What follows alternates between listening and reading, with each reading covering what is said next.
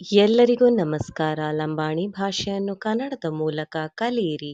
ಪರೀಕ್ಷೆ 5. ಅಳಿಯ ಎಂದರೆ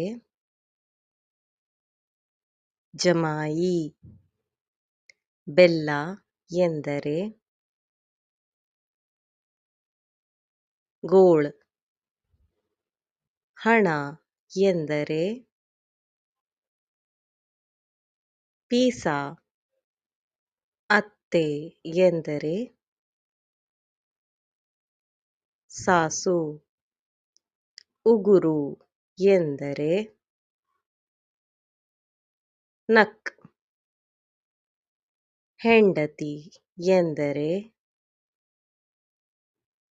ಗೊಣ್ಣಿ.